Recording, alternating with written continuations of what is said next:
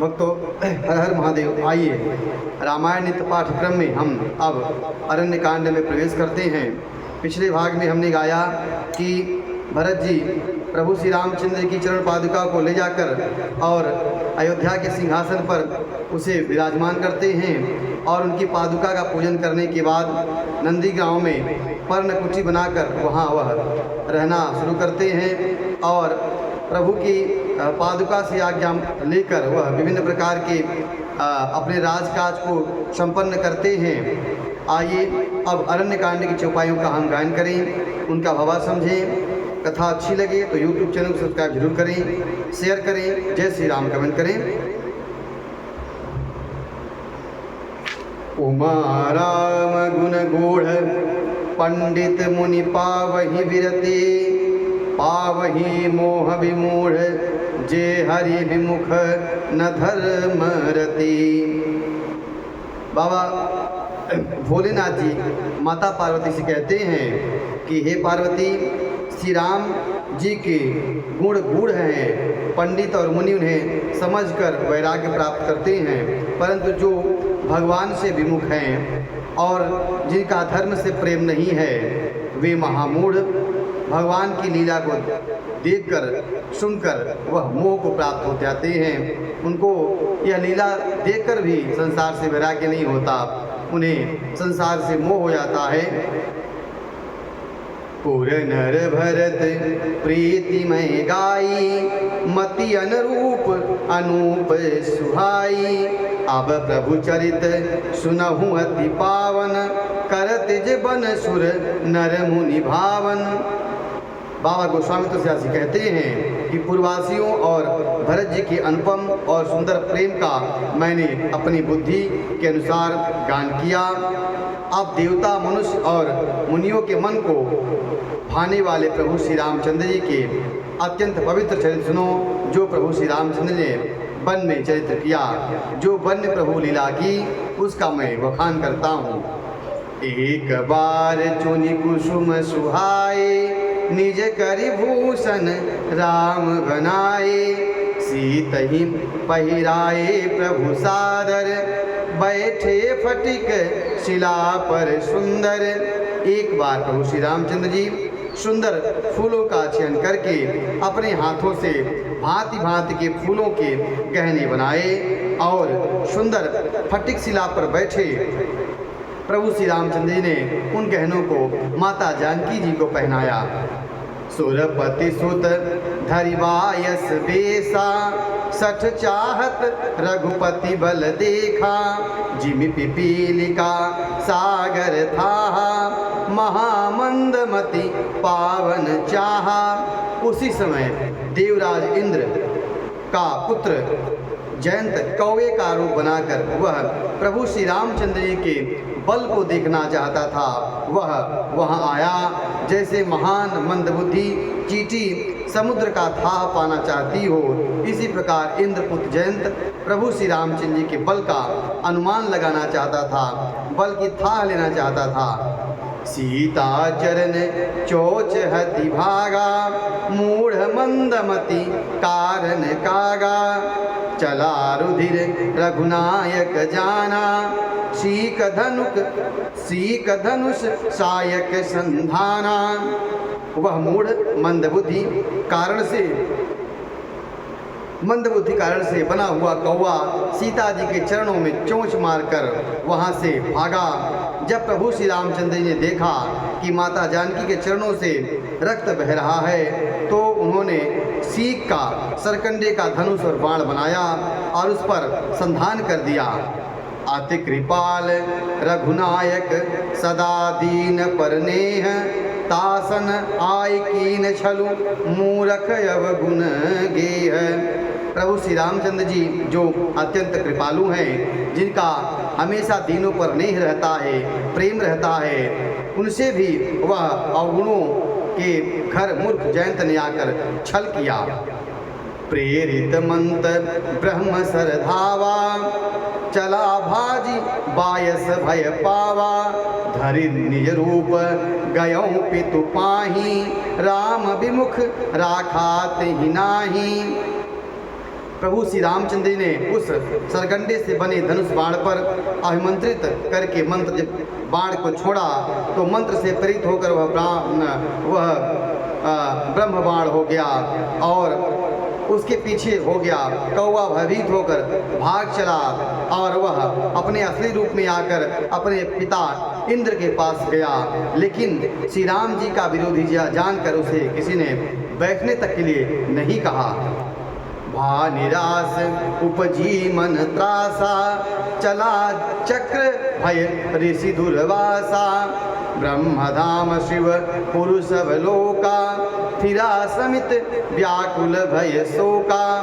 तब वह निराश होकर और उसके मन में भय उत्पन्न हो गया, जैसे दुर्वासा ऋषि के मन में चक्र के भय से भय उत्पन्न हुआ था, उसी प्रकार आज जयंत के मन में भय व्याप्त है।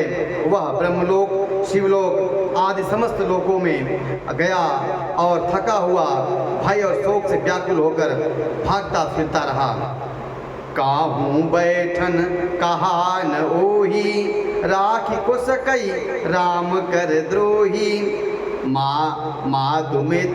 मृत्यु पितु समन समाना, सुधा होई विष सुनु हरि जाना। पर उसकी रक्षा तो दूर की बात, किसी ने जयंत को बैठने तक के लिए नहीं कहा और श्री रामचंद्र जी को दोही को भला कौन रख भी सकता है। काकभूषुंडी जी कहते हैं कि हे गरुण सुनिए, उसके लिए माता मृत्यु के समान और पिता यमराज के समान और अमृत विष के समान हो जाता है, जिसके प्रतिकूल प्रभु श्री रामचंद्र हो जाते हैं।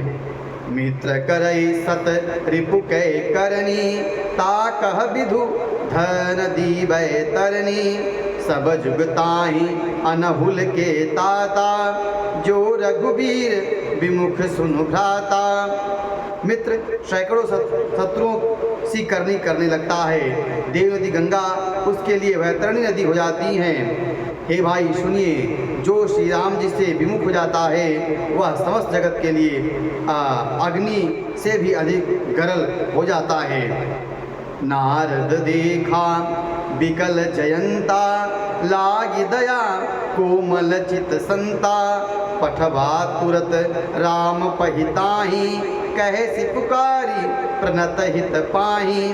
तब उसे प्रभु की लीला के क्रम में उसे नारद जी ने देखा और जब नारद जी ने देखा तो नारद जी का संत हृदय उसे देखकर उनके हृदय में दया आ गई और नारद जी ने सब कारण पूछा और उसको बताया कि जहाँ तुम्हें अपराध किया है वहीं तुम्हारे अपराध का विमोचन होगा और तुम वहीं जाओ।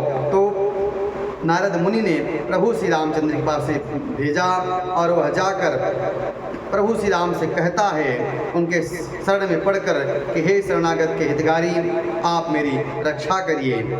आतुर सभय गहसी पद जाई, त्राहि त्राहि दयाल रघुराई, अतुलित बल अतुलित प्रभुताई, मैं मति मंद जान नहीं पाई। तब आतुर और भयभीत जयंत ने प्रभु श्री रामचंद्र के चरण पकड़ लिए और कहा, हे दयालु, हे रघुनाथ, मेरी रक्षा कीजिए। मैं आपके अतुलित बल और आपके अतुलित प्रभुता को समझ नहीं पाया, मैं मंदबुद्धि। निज कित कर्म जनित फल पायऊँ, अब प्रभु पाहि शरण तक आयऊँ, सुन कृपाल अति आरत बानी, एक नयन करी तजा भवानी। अपने किए हुए कर्म से उत्पन्न हुआ फल मैंने पा लिया। अब हे प्रभु मेरी रक्षा कीजिए, मैं आपके शरण में आया हूँ। आप शरणागत वत्सल हैं, आप शरण में आए हुए की रक्षा करते हैं, आप मेरी रक्षा करिए। तब भगवान शिव माता पार्वती से कहते हैं कि हे पार्वती, कृपालु श्री रघुनाथ जी ने उसकी अत्यंत आर्त वाणी सुनकर उसकी एक आँख को काना बनाकर उसके जीवन को छोड़ दिया। कीन मोहवश द्रोह यद्यपि तेहि कर बध उचित, प्रभु छाण्यो करि छोह, क्रोश को कृपाल रघुवीर समान। भगवान शिव माता पार्वती से कहते हैं कि हे देवी, यद्यपि मोहवश उसने भगवान प्रभु से द्रोह किया था, इसलिए उसका वध उचित था, पर प्रभु ने कृपा करके उसे छोड़ दिया। श्री राम के समान कृपालु और कौन होगा। रघुपति चित्र कूट बस नाना, चरित किए सुति सुधा समाना। बहुरी राम यस मन अनुमाना, हो ही भीर सब ही मोहि जाना। भगवान श्री राम ने चित्रकूट में विभिन्न प्रकार की लीलाएं की और भक्तों के मनों को जो अच्छी लगती हैं, और प्रभु ने ऐसा अनुमान किया कि अब मुझे सब जान गए हैं, पहचान गए हैं, यहाँ पर काफ़ी भीड़ होने लगी है। सकल मुनि सन विदा कराई, सीता सहित चले दो भाई। अत्रि के आश्रम जब प्रभु गयौ, सुनत महामुनि हर्षित भयौ। इसलिए सब मुनियों से विदा कराकर प्रभु श्री रामचंद्र जी दोनों भाई सहित माता जानकी के साथ में अत्रि मुनि के आश्रम में पहुँचे, और उनका आगमन सुनते ही अत्रि महामुनि हर्षित हो गए, प्रफुल्लित हो गए, आनंदित हो गए। पुलकित गात अत्रि उठ धाये, देखि राम आतुर चली आए। करत दंडवत मुनि उर लाए, प्रेम बारि दो जनयन भाए। अत्रि मुनि का शरीर पुलकित हो गया।